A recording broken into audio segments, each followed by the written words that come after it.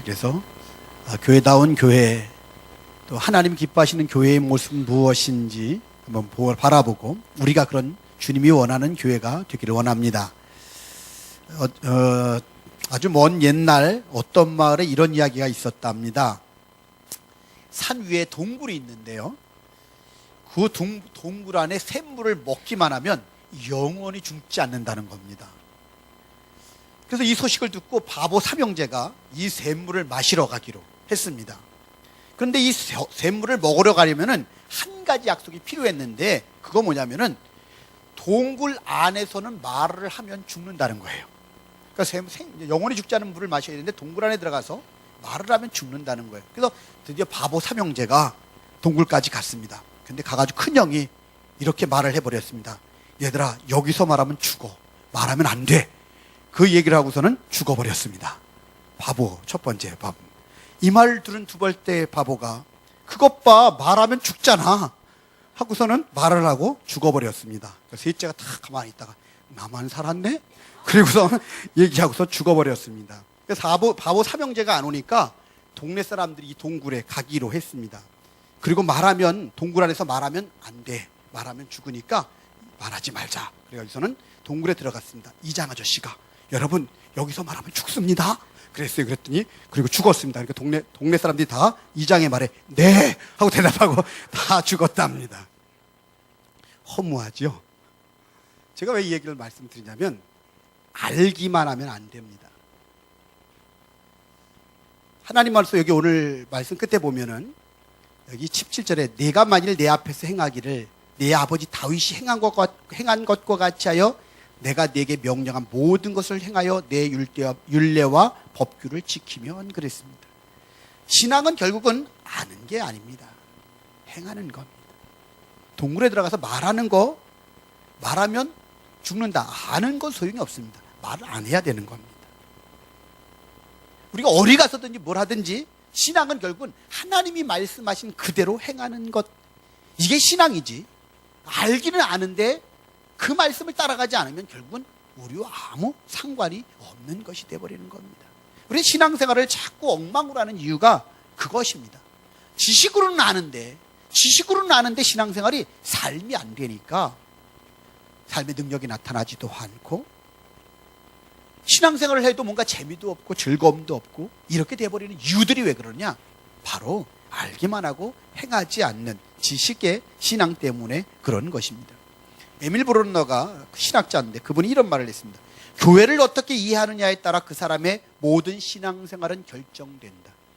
교회를 갖다가 귀히 여기는 사람들은 신앙생활도 그렇게 하나님 제일주의가 되고 신앙생활이 재미있다는 거예요.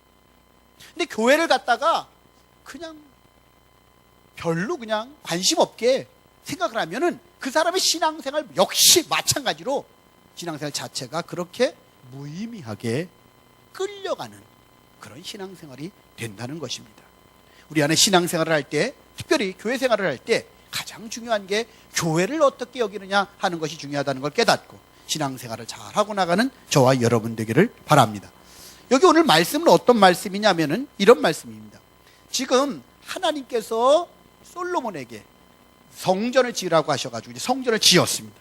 성전을 다 짓고 나서는 이제 솔로몬이 하나님 앞에 예배를 드리고 낙성식이라고 그러죠. 낙성식을 하고 나서 다 한 다음에 하나님께서 다시 솔로몬에게 나타나신 대목입니다. 솔로몬에게 나타나가지고 하나님이 하신 말씀이 뭐라고 그러냐면은 여기 12절에 보면 밤에 여호와께서 솔로몬에게 나타나사 그에게 이르시되, 이렇게 얘기했단 말입니다. 지금 무슨 말이냐면, 지금 하나님께서 이제 성전 낙성식을 다 거행한 다음에 솔로몬에게 나타나가지고 솔로몬에게 하시는 말씀인데, 뭐라고 그러냐면 이런 말을 합니다. 먼저는 12절에 밤에 여호와께서 솔로몬에게 나타나사 그에게 이르시되 내가 이미 네 기도를 듣고 이곳을 택하여 내게 제사는 성전을 삼았으니, 그랬습니다. 여기 지금 뭘 얘기하고 하냐면, 이것은 하나님의 성전인데, 하나님의 교회인데, 이 성전을 이미 하나님이 어떻게 했어요? 택하셨어요. 아멘. 그리고 어떻게 해서 이곳을 제사는, 예배하는 장소를 삼으셨다는 거예요. 예배하는 곳을 삼으셨다는 거예요. 그러면서 예배하는 장소를 삼았다고 그랬고, 16절에도 이렇게 돼 있어요. 이는 내가 이미 이 성전을 택하고 거룩하게 하여 내 이름을 여기에 영원히 있게 하였음이라 내 눈과 내 마음이 항상 여기 있으리라. 지금 성전을 지어놓고서 하나님이 이 성전에서 향해 사람은 이곳을 내가 택했다는 거예요. 택하고 거룩하게 하고 이곳을 예배하게끔 만들어 놓고 그 다음에 이곳에 내 눈과 내 마음이 여기 있다. 성전에 있다는 거예요. 여러분, 주님의 눈과 마음이 성전에 있다는 걸 믿으십시오. 주님이 거룩하게 택하셨다는 걸 믿으시길 바랍니다. 그리고 이곳은 뭐 하기 위해서 만들었다고요? 예배하기 위해서 만들었습니다. 믿습니까? 예배하러 모인 겁니다. 그래서 이 성전은 모여서 예배하고 주님이 이곳에 계시고 눈과 마음이 있고 그리고 기도를 들으시고 이렇게 하신다고 약속하신 곳이 성전이라는 거예요. 그래서 하나님의 성전이 바로 그렇다는 것입니다. 그런데 중요한 것은 이곳에서 예배를 딱 드리고 났더니 앞에 어떤 일이 일어났는지 아십니까? 앞에 보면 성전에서 예배를 드리고 났더니요, 7장 1절에 보면 솔로몬의 기도를 마침에 불이 하늘에서부터 내려와서 그 번제물과 제물들을 사르고 여호와의 영광이 그 성전에 가득하니, 하나님 앞에 예배를 드렸더니 하나님이 어떻게 하셨어요? 불이 내리게 하셨어요. 할렐루야. 불이 내리게 하고 또 어떻게 했어요? 그곳에 성전에 하나님의 영광이 가득하게 하셨어요. 여러분, 우리 물된동산 교회 가운데 하나님의 불이 임하기를 원합니다. 예배 드릴 때마다 하나님이 성령의 불로 여러분 심령을 뜨겁게 하시길 바랍니다. 성령의 불이 임하게 되길 바랍니다. 예배 드리고 나면 가슴이 뜨거워지게 되길 바랍니다. 아멘. 여러분, 사모하는 심령이 주십니다. 그런 우리에게도 하나님 그런 성령의 불을 내려 주시옵소서. 그 성령의 불이 임하고 또 우리 가운데 하나님의 영광이 가득했으면 좋겠어요. 예배 드릴 때 하나님의 영광이, 하나님의 이름이 높임을 받고 하나님을 찬양하고 이곳에 예배할 때 하나님의 영광이 가득했으면 좋겠어요. 하나님의 영광이 가득했으면 좋겠어요. 그럴 때에 하나님께서 여러분에게 어떻게 된 거예요? 나타나시는 거예요. 솔로몬에게 나타나시잖아요. 예? 하나님이 함께 하시니까 영광이 가득 차니까 하나님께서 솔로몬에게 나타나셔서 말씀하셨어요. 여러분, 중요한 건 뭐예요? 하나님이 나타나서 말씀하시면 됩니다. 앞에도 여러분 1,000번째 드리고 났을 때 어떻게 됐습니까? 하나님께서 1,000번째 드리고 났을 때 솔로몬에게 나타나가지고 네 소원이 무엇이냐 하면서 삶의 문제를 해결해 주시고, 그리고 여러분 그에게 복을 주신 걸 기억하지 않습니까? 여러분이 복되길 원하십니까? 문제가 해결되길 원하십니까? 주님이 나타나셔서 말씀하시면 됩니다. 아멘. 그러기 위해서는 중요한 건 예배하는 이 자리 예배가 하나님의 불이 임하고 하나님의 영광이 가득하고, 그럴 때에 하나님께서 우리에게 나타나셔서 말씀해 주시는 겁니다. 우리에게 그런 사모함이, 예배를 향한 사모함이 있게 되길 바랍니다. 예배를 위해서 기도할 때 그런 은혜가 나타날 줄 믿습니다. 그러니까 중요한 것은 이 전에 예배하는 자리가 되어서 이런 놀라운 하나님께서 받으시는 영의 예배가 되어야 되리라고 분명히 믿습니다. 그래서 그렇게 먼저는 예배가 그렇게 살아있어야 돼요. 예배가 하나님이 임재하시는 예배가 너무너무 중요한 거예요. 그래서 우리는 금요일마다 예배를 위해서 기도하고 또 시작하기 전에 또 예배 맡은 사람들이 모여서 또 기도합니다. 계속 기도하는데 왜 기도해요? 여러분, 기도에 달렸기 때문에, 기도한 대로 하나님이 은혜를 주시기 때문에 믿음의 사람들은 그런 사모하는 자에게 은혜를 주실 줄 믿습니다. 그렇게 기도함으로 말미암아 예배할 때 하나님께 우리 예배가 그렇게 정말 주님 받으실 만한 뜨거운 예배가 되게 할 줄 믿습니다. 감격의 예배가 될 줄 믿습니다. 예, 그래야 됩니다. 그런데 이제 그러면서 이제 우리가 하나님 앞에 이렇게 예배하고 그럴 때는 주님 만나주시고 말씀해 주시고 복을 주시면 돼요. 근데 문제가 있어요. 우리가 늘 그러면 좋겠는데 안 그럴 때가 있어요. 어떻게 했을 때? 여기 여러 가지 얘기가 나오는데 한번 여기 보십시다. 14절에 보면 내 이름으로 일컫는 내 백성이 그들의 악한 길에서 떠나, 이 말을 했을 때는 뭐예요? 그 말은 지금 악한 길에 있다는 거예요. 악한 길에 있다는 거예요. 그 다음에 19절 이하에 우리 읽진 않았는데, 너희 앞에 둔 내 율례와 명령을 버리고 가서, 말씀을 버리면 말씀을 따라가지 않는 사람은요 결국 다른 걸 따라간다는 거예요. 여러분 기억하세요. 여러분이 하나님을 따라가지 않고 있다는 건 다른 걸 따라가고 있다는 거예요. 여러분이 말씀을 따라가지고 있지 않다면 다른 걸 따라가고 있다는 거예요. 여러분, 그럼 우리 늘 그걸 긴장해야 돼요. 말씀을 따라가야 돼요. 하나님을 따라가야 돼요. 말씀 안 따라가고 하나님 안 따라가고 있으면 우상을 따라가요. 다른 우상이에요. 그건 다른 걸 따라간다는 거예요. 그게 악한 길로 간다는 거예요. 악한 길로 가는데, 그 악한 길로 갈 때에 라는 말이 나오는데 13절을 보십시다. 혹 같이 한번 읽겠습니다. 시작. 혹 내가 하늘을 닫고 비를 내리지 아니하거나, 혹 메뚜기들에게 토산을 먹게 하거나, 혹 전염병이 내 백성 가운데 유행하게 할 때에, 그랬습니다. 이 말은 무슨 말이냐? 하나님께서 어떻게 돼요? 하늘을 닫으신다는 거예요. 하늘을 닫으면 하늘에 은혜가 내리지 않아요. 하늘을 닫으면 복이 오지 않아요. 복이 닫히는 거예요. 비가 오지 않으면 이스라엘 백성들한테 하늘을 닫아서 비가 오지 않으면 어떻게 되는 거예요? 모든 그 곡식이 말라 죽고 흉년이 오는 거예요. 그러니까 하늘을 닫아버리면 흉년이 와요. 가뭄이 와요. 여러분 인생 가운데 여러분이 하나님을 떠나 다른 걸 따라가면 문제는 늘 거기 있다고 그래요. 하나님을 떠나 다른 걸 자꾸 따라가요. 예수 믿는 사람들도요, 믿는 것 같지만 하나님을 떠나서 다른 길로 갈 때 많아요. 교회 와 있다고 다 하나님 따라가는 게 아니에요. 보면 이스라엘 백성들 다 성전에서 예배 드리고 있으면서 하나님 떠났단 말이에요. 우리도 똑같지 않아요? 예배 드리고 있으면서 우리 마음대로 살 때가 있거든요. 하나님 떠날 때가 있단 말이에요. 그 얘기를 하는 거예요. 하나님을 떠나면 하나님이 하늘문을 닫아버려. 하늘문을 닫아버리면 비가 오지 않으면 가뭄이 오고 흉년이 와요. 여러분 인생에 가뭄이 오기를 원하십니까? 여러분 인생이 흉년이 되기를 원하십니까? 아니잖아요.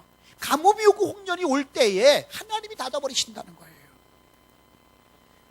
그 다음에 또 그다음 뭐라 했어요? 메뚜기들에게 토사를 먹게 하면. 메뚜기들이 나타나요, 삶에. 내가 분명히 농사를 잘 지은 것 같은데, 내가 돈을 많이 버는 것 같은데, 수입이 있는 것 같은데 남는 게 늘 없어. 메뚜기들이 와서 먹어버리니까. 메뚜기들이 와서 먹어버리니까 남는 게 없어.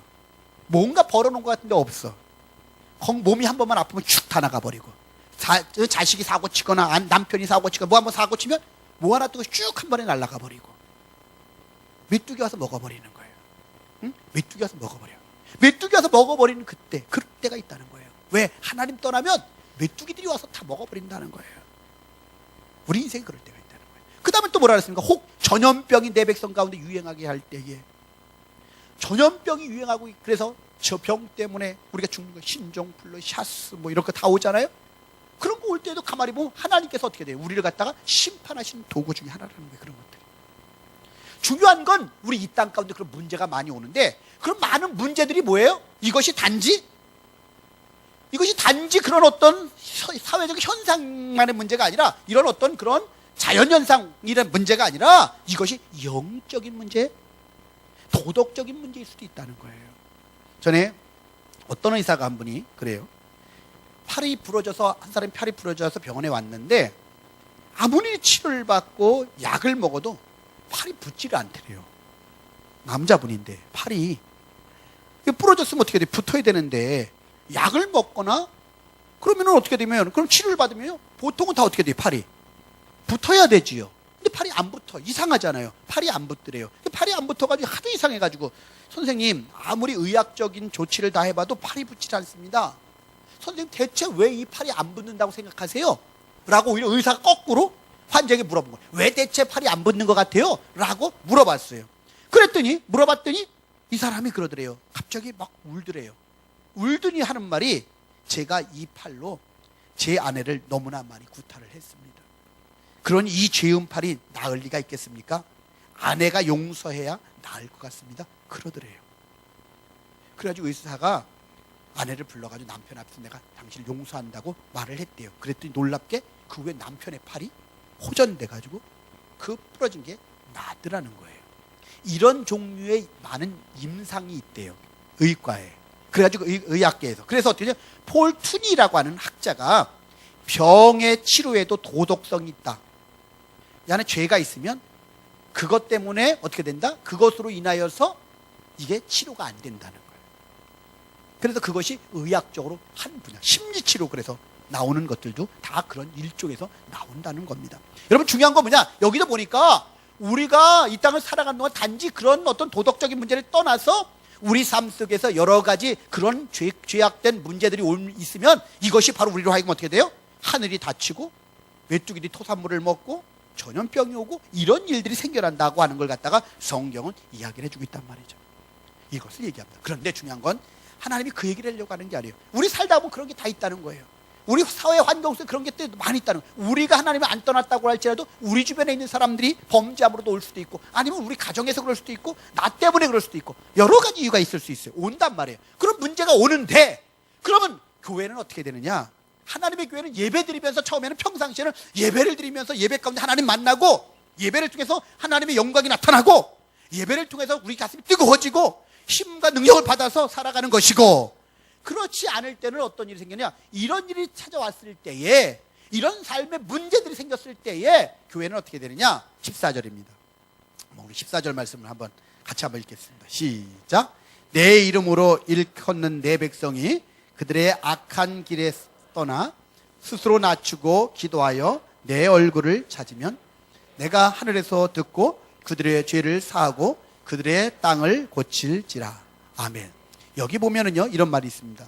첫 번째, 내 이름으로 일컫는 내 백성이, 그런 일이 생겼을 때에 하나님의 백성들이, 하나님의 성도들이, 교회가, 이런 말이에요. 교회가 어떻게 하냐? 성도들이 어떻게 하느냐? 그들의 악한 길에서 떠나. 먼저 여러분, 중요한 건 우리들이 하나님의 백성들이, 주님의 이름을 일컫는 우리들의 백성들, 우리들이 교회잖아요. 우리가 공동체는 교회거든요. 우리들이 어떻게 되느냐? 먼저는 악한 길에서 떠나야 될 줄 믿습니다. 악한 길을, 하나님 떠난 악한 길로 가고 있었다면 그 길을 떠나야 합니다. 여러분, 악한 길에서 떠나게 되길 바랍니다. 악한 길에서 떠나십시오. 악한 길에서 떠나야 됩니다.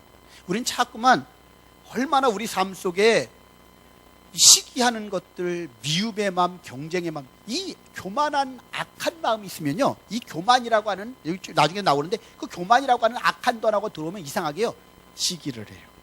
다 나쁘게 봅니다. 경쟁하려고 해요. 그럼 자꾸 남을 흉보고 불평하고 원망하고, 그러고서 내가 높아지려고 해요. 여러분, 그게 뿌리예요. 뿌리. 죄악의 뿌리. 사단이 왜 그랬어요? 천사였는데 사단으로 바뀐 것? 자기 하나님과 동등되려고 하는, 경쟁하려고 하고 시기하려고 하는 마음이 결국은 사단이 된 거란 말이에요. 그 사단이 우리 안에 역사에서 자꾸만 어떻게 돼요? 우리 안에서 자꾸만 사단이 역사해가지고 우리로 하여금 경쟁하게 만들고 시기하게 만들고 교만하게 만들어가지고 남들보다 내가 위에 서려고 자꾸. 아니에요. 우리는 죽고 낮춰질 때, 주님 십자가만 자랑할 때 주님이 우리를 높여주실 줄 믿습니다. 안 높여주신다고 괜찮아. 주님의 이름이 높임을 받으면 돼요. 아멘. 이런 믿음의 마음이 있게 되길 바랍니다. 근데 보면 예수 믿는 사람들도 똑같아요. 예수 이름을 의지해서, 예수의 이름을 이용해서 높아지려고 그래. 주님이 날 높여주셔야 되는데, 그래가지고 남들은 자꾸 누르려고 그래요. 여러분, 그건 아닙니다. 그건 악한 길에서 떠나야 되리라고 믿습니다. 요즘에 대기 오염도를 측정하는 기가 있다고 그러죠. 대기가 얼마나 오염이 됐는가 측정한다고 그러는데, 우리 영혼이 얼마나 오염이 됐는가 측정하는 기가 있었으면 좋겠어요. 딱 뭐 약을 한 방울 똑 떨어뜨리면 한테 내가 까매져. 이거 저 사람 까마네. 이거 손가락질을 내가 어떤 사람한테 한 게 아닙니다. 이렇게 너 괜히 이랬다고 목사님 나한테 손가락질했다고 또 그러지 마세요. 혹시 내 영혼이 오염된 걸 갖다 측정을 딱 할 수 있으면은, 내가 얼마나 정말 하나님 앞에서 이런 건가 좀 알면은 우리 마음을 찢고 회개할 텐데. 여러분 잘 아시는 대로 우리가 땅의 문제, 이 땅의 문제를 해결하려면 악한 길에서 먼저 떠나야 돼요. 회개해야 된단 말입니다. 돌이키시길 주 여러분 축원합니다. 여러분 보세요. 우리 계속 하디 얘기를 하고 있지 않습니까? 웨슬레 얘기를 하고 있지 않습니까? 하디라든지 모든 믿음의 사람들이 가만히 보면 먼저는 우리의 연약함을 회개했단 말이에요. 우리의 잘못된 걸 회개했을 때 하나님 쓰셨단 말이에요. 여러분, 엘리 제사장 때 어떤 일이 있었습니까? 하나님 이상이 흔히 보이지 않았어요. 하나님이 함께 하시지 않았어요. 그래가지고 아들들도 어떻게 돼요? 제사장인데 타락해가지고 어떻게 했으면 이 언약궤를 가지고 전쟁에 나갔는데 지고 죽고 빼앗겼잖아요. 그리고 나서 나중에 어떤 일이 생겨났어요? 사무엘이 선지자가 되잖아요. 그 전까지만 해도 매일 졌고 매일 다 언약궤까지 뺐는데, 사무엘이 선지자가 딱 된 다음에 어떤 일이 생겨나요? 사무엘이 선지자가 된 다음에 맨 먼저 한 게 뭔지 아십니까? 금식하며 회개했습니다. 미스바에 모여가지고 미스바에 성회를 했는데, 다른 성회가 아니에요. 금식을 백성들 다 모아놓고 회개해야 된다. 악한 길에서 떠나야 된다. 백성들 모아놓고 맨 먼저 그거 했어요, 사무엘이. 근데 정말 그 회개하고 나니까 블레셋 사람들이, 야 저것들이 까불게 다 모였네. 그러기 전에 더 진영을 갖추고 더 나중에 힘을 갖다 모으기 전에 우리 쳐들어가자고 블레셋이 다 쳐들어왔어요. 근데 그때도 어떻게 했어요? 계속 하나님 앞에 예배하면서 회개하면서 금식하면서 기도했어요. 사무엘과 이스라엘 백성들이. 여러분, 근데 전례는요 달라진 게 하나도 없어요. 그 사이에 군사가 늘은 것도 아니에요. 무슨 신무기를 개발한 것도 아니에요. 새로운 무슨 장군이 나온 것도 아니에요. 그런 건 아닌데 단지 하나 사무엘이 지도자가 돼가지고 회개한 거예요. 그 회개하면서 하나님 앞에 악한 길에서 떠나자고, 악한 길에서 떠나라고, 그러면서 악한 길 떠나라고 그러면서 어떻게 돼요? 그 기도 운동을 한 거예요. 회개 운동을 한 거예요. 그랬는데 블레셋 쳐들어왔는데 어떻게 됐습니까? 하나님이 하나님의 방법으로 역사하신대. 우레를 발하여서 그들을 흩으시고 이스라엘 백성들 가운데 승리를 주신 줄 믿으시길 바랍니다. 여러분 이것은 무엇을 의미합니까? 정말 중요한 것은 하나님께서 우레를 발하시는 거예요. 하나님이 우레를 발하셨더니 놀라운 하나님의 역사가 나타난 거예요. 결국 어떻게 해요? 악한 길에서 떠날 때 하나님이 능력을 주시고 하나님께서 어떻게 했습니까? 이기게 하신 줄 믿으시기를 바랍니다. 그래서 이기게 하신 거예요. 그러니까 정말 중요한 건 뭐예요? 정말 중요한 건 우리가 깨달아야 될 정말 중요한 건 뭐냐면은 이제 우리가 악한 것에서 떠나는 겁니다. 여러분 아담과 하와가 에덴 동산에 범죄했을 때 땅이 저주를 했죠. 그래서 어떻게 됩니까?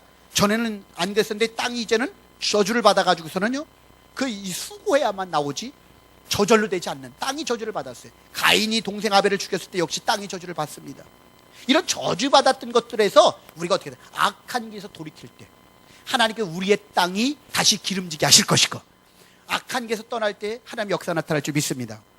이번 주간에 이제 친구들 오랜만에 이제 한번 만날 기회가 있었습니다. 감리사들 된 사람들 축하하면서 전부 다 모였는데 오랜만에 많이 모였는데 한 친구가 어느 교회에 큰 교회에 담임으로 갔어요. 간지 한 2, 3년 됐는데 그 이제 사모도 친구고 둘이 이제 친구니까 얘기를 하다 보니까 저한테 와서 같이 얘기를 하는데 막 얘기를 하다가 보니까 이 사모가 하는 말이 이런 말을 해요.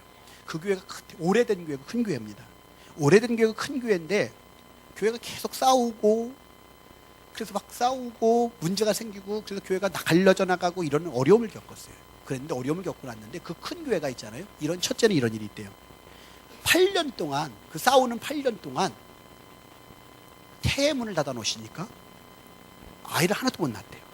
큰 교회에 아이가 하나도 안 태어났대. 말이 됩니까? 큰 교회에 8년 동안 아이가 하나도 안 태어났대. 그래서 이 목사님 오셔가지고 회복하고 가니까 최근에 작년부터 아이가 태어나기 시작하더래요. 또 하나는 신학을 갖다가 8년 그동안 그게 전통적인 교회 때 신학도 많이 보내고 신학생이 많이 오고 목사가 많이 나왔는데 이곳에 8년 동안 신학생을 한 명도 신학을 가는 사람이 없는 거예요. 그래서 싸우니까 가려고 그러지 않지. 그러다가 작년 올해 들어서 또 우리 시찰의 친구 감신을 또 한 명 또 갔다고 그래요. 8년 만에 되어진 일이에요. 8년 만에. 하나님 막으십니까? 다 막히더라는 거예요. 여러분 저와 여러분이 기억할 것은 우리가 악한 길에서 떠나야 돼요. 떠나면 하나님 회복의 은혜를 주실 줄 믿습니다. 그럴 때 하나님의 역사가 나타나. 이게 성경 그 얘기를 하는 거예요. 여러분 믿든지 믿지 않든지 반드시 여러분에게 이루어질 거예요. 그렇기 때문에 여러분이 어떤 악한 길을 가고 있던 걸 돌이키게 주의 이름으로 축원합니다. 그리고 나오는 말씀이 무슨 말이에요? 거기 보니까 그 다음에 나오는 말이 악한 길에서 떠나 그 다음에 스스로 낮추고 그랬어요. 악한 길에서 떠나고 나서 회개하고 나서는 그 다음에 하는 것은 나를 낮춰야 되는 거예요. 겸손해지길 바랍니다. 교만은 멸망의 선봉입니다. 여러분 절대 교만해. 하나님 앞에서 괜히 내가 아는 척 하나님 앞에서 내가 괜히 판단하고 하나님 되려고 하지 말란 말이에요. 교만한 거예요. 내가 자꾸 이렇게 생각이 많아졌지요. 생각이 많아지고 뭐가 많고 자꾸 판단하잖아요. 그건 가만히 보면 여러분 마음이 높아진 증거일지도 몰라요. 그냥 하나님께 맡기세요. 그분이 하시게끔 내려놓으세요. 하나님이 하실 거 믿으세요. 아멘. 내 인생을 주관해 가시는 분이 하나님이셔요. 그걸 믿고 맡기란 말이에요. 그걸 믿고 맡기면 하나님이 이루실 텐데 왜 자꾸만 우리가 너무나 많이 고민하고 너무나 많이 생각하고 너무나 많이 그러냔 말이에요. 하나님께 겸손하게 맡기는 은혜가 있게 되길 바랍니다. 낮춰야 돼요. 마음이 낮춰져야 돼요. 그래야 겸손한 자에게 하나님 은혜를 베풀어 주세요.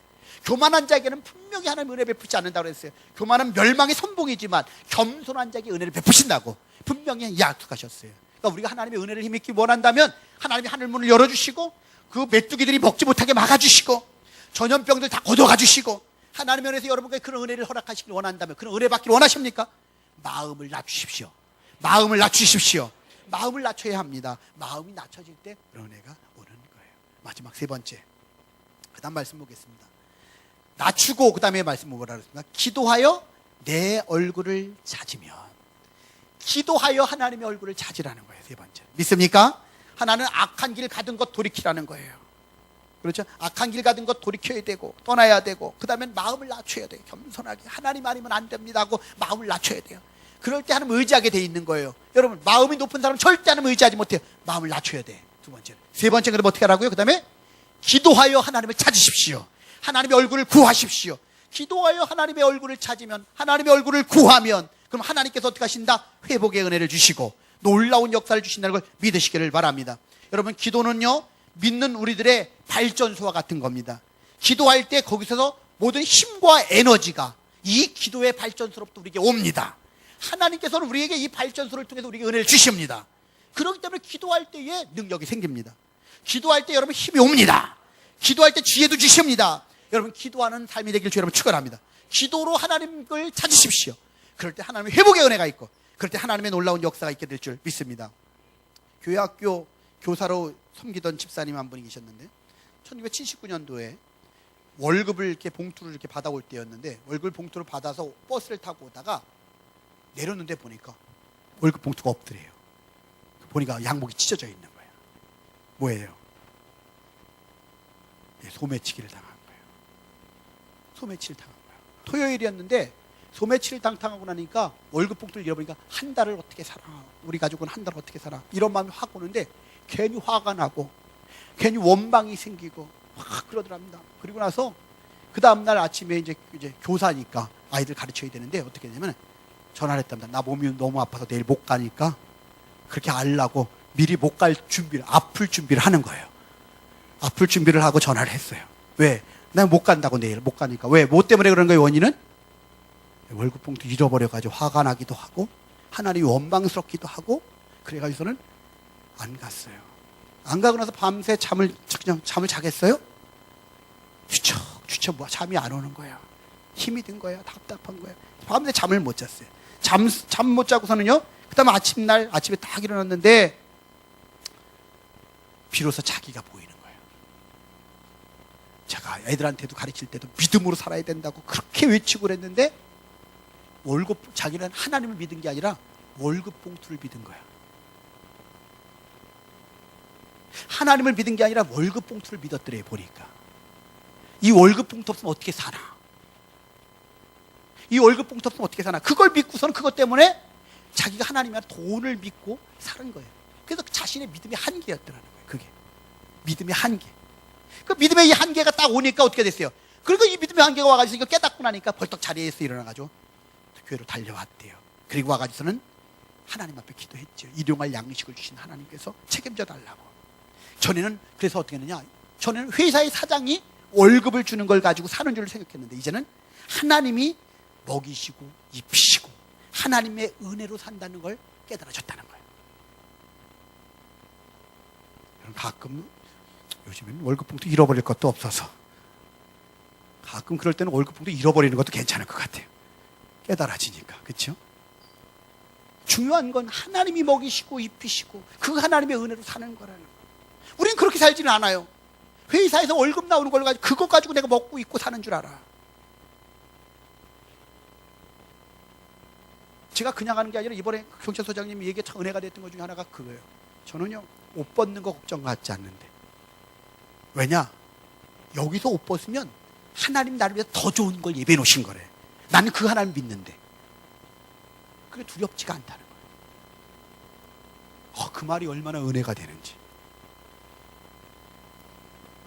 여러분, 그 하나님 믿으십니까? 아멘? 우리가 그 하나님, 이 기도를 하면 된다는 건 그런 거예요. 기도한다는 거는 그 하나님 믿는다는 거예요. 그게도 기도하는 거, 그 하나님 믿는 거예요. 여러분, 근데 보세요. 아브라함은 어떻습니까? 아브라함이 이삭을 갖다가 이삭을 갖다 낳을 때 어떻게 돼요? 100세에 낳는 건데 처음에 몸 잘 안 돼서 어떻게 돼요? 처음에 그 믿음이 안 오잖아요. 한계가 오죠. 그래서 어떻게 했어요? 이스마엘을 낳았잖아요. 왜 하나님이 안 주시는 거야? 그랬더니 안 주시는 거야. 그러다가 하가를 통해 가지고 이스마엘을 낳았어요. 그러니까 이스마엘 낳으니까 어떻게 돼요? 그 이스마엘을 통해서 계속 시험이 오는 거예요. 가정에 문제가 생겼어요. 아직까지도 그러잖아요. 여러분, 자기가 믿음이 한계인 거예요. 왜? 하나님 주신다고 그랬는데 왜 빨리 안 주셔? 점점 시간은 가는데. 그러니까 사라가 어떻게 돼요? 사라가 이제는 어떻게 태가 이제 어떻게 돼요? 이제 월경이 끊어지고 사라가 아기를 낳을 수가 없는 거야. 아기 낳을 수가 없으니까 어떻게? 이제 끝났다. 자기가 믿음이 어떻게 돼요? 이런 다른 사람을 통해 주시나 보다 해가지고 하가를 통해서 아이를 낳으려고 하다 보니까 이스마엘을 낳았네요. 이스마엘을 낳는데 나중에 계속 문제가 생기니까 하나님 앞에 기도하게 되고 그랬겠죠? 그러다 보니까 어떻게 돼요? 하나님께서 이제 사라를 통해서 주신다는 걸 다시 믿어줬지요. 믿어주고 믿고 나가니까 이제 어떻게 돼요? 하나님이 100세 이제 다 끝났는데 이제는 아이를 할 수 없는데 사라가 아이를 낳게 하셔서 하나님은 다 죽은 것 같은 것도 살리실 수 있는 하나님이라는 믿음을 아브라함에게 주신 줄 믿습니다. 왜 그래요? 그래서 뭘 믿게 하려고? 동정녀 마리아에게서도 예수님이 태어나는 걸 믿게 하시려고. 하나님은 불가능한 것 같은데 하나님 그렇게 하시는 하나님인 걸 믿게 하시려고. 여러분 믿으시길 바랍니다. 여러분 다 죽은 것 같은 건데도 하나님이 하시면 살아나요? 믿습니까? 그런 거 아무 불가능한 것 같은데 동정녀 처녀한테서도 하나님이 아이를 낳게 하시려면 낳게 하실 수 있다는 걸 보여주신 거예요. 그 나중에 믿음이 자랐죠. 확. 어떻게 자랐습니까? 이삭 바치라 그럴 때 히브리서 보니까 아브라함이 어떻게 그래요? 하나님이 어떤 분이라고 그랬어요? 하나님을 갖다 고백할 때 뭐라고 이제 고백을 하고 있습니까? 그때는 고백할 때 히브리서 12장 17절 19절 보니까 아브라함은 시험을 받을 때 믿음으로 이삭을 드렸으니 그러놓고 저가 하나님이 능히 죽은 자 가운데서 다시 살리실 줄 생각한지라. 어느 믿음까지 왔어요? 부활의 믿음이 왔어요. 부활의 믿음이 오니까 어떻게 돼? 이삭을 죽이라고 그랬더니 아니 하나님 약속한 이 아이인데요. 그랬더니 얘를 죽였다도 살리실 수 있는 분이 하나님이야. 아멘. 이 믿음이 아브라함에게 온 거예요. 여러분 중요한 건 그럴 때 하나님께 구하는 거예요. 그럴 때 기도하게 되는 거예요. 그냥 아무나 기도하지 않습니다. 분명하게 중요한 것은 우리가 알아야 될 것은 이 하나님 믿어지니까 기도하는 거예요. 여러분 그 하나님 믿어지면 기도하시길 바랍니다. 그 하나님 믿어질 때 하나님을 의지하게 되길 주 여러분 축원합니다. 그럴 때 하나님 놀라운 역사를 이루어 가시는 거예요. 전에 보면 하나님은 어떤 식으로 일하실지 몰라요. 하나님은 어떻게 역사하실지 몰라요. 그래도 우리는 정말 하나님은 철저하게 의지하는데 저는 이만식 목사님 그 간증하는데 중앙성결교회 동대문 중앙성결교회 이만식 목사님 간증할 때 보면 자기가 전에 1950년대 때인데 부평교회에서 재직할 때인데 사례가 정말 조금 받고 있을 때인데 200평 대지 위에 30평을 교회를 지었대요. 근데 월 사례 받기도 어렵고 교회 유지하기도 어려운데 지어놓고 났는데 이 빚을 갚아야 되는데 안 되는 거예요. 그래서 막 집회를 다녀가지고 막 해가지고 또 갚으려고 빚이 줄질 않더래요. 그 당시에 땅 위에 200평 대지를 사가지고 30평을 짓고 나니까 성도들은 많지 않고 그러니까 처음에 그 당시에 어려울 때니까 그래서 너무 방법이 없어가지고 자기가 노력해도 안 되더래요. 노력해도 안 돼가지고 어떻게 하느냐? 하나님밖에 의지할 수 없다. 내가 하나님만 믿자. 해가지고 선포하고 금식을 선포했대요. 금식을 선포하면서 하나님 해결해달라고 하나님의 금식하면서 기도하는데 12일 동안은 금식을 막 하면서 기도를 했대요. 근데 12일째 되는데 문제가 해결되는데 하나님 금식 막 하는데 성도가 몇 명 없을 때고 이거 감당할 사람이 아닌데 대구에서 이사 온 한 장로교인이래. 자기네 교인도 아니래. 장로교인이 새벽기도 따고 왔는데 하나님이 네가 갚아라 그러더래요. 자기네 교인도 아니야. 새벽기도 왔다가 남의 새벽기도도 안 가고 새벽기도 안 오고 이러면 안 돼요. 그래 어떻게 하나님 쓰시는데 딱 와가지고 가서 네가 갚아라 맞아요. 말씀 딱 주시니까 어떻게 돼요? 이분이 그걸 다 갚았대. 다 팔아서 하나님 음성을 주시니까 이거 모르는 자기랑 상관없는데 하나님이 주시니까 이 사람이 한 거예요. 여러분 우리 인생 가운데 하나님이 하시면 능치 못할 게 없어요. 그렇게 하나님께 구하는 거예요. 이 땅의 문제들 가지고 기도하는 거예요. 우리 만민이 기도하는 집이잖아요. 아멘? 기도하다가 이런 하나님의 놀라운 회복의 은혜를 경험하게 되길 바랍니다.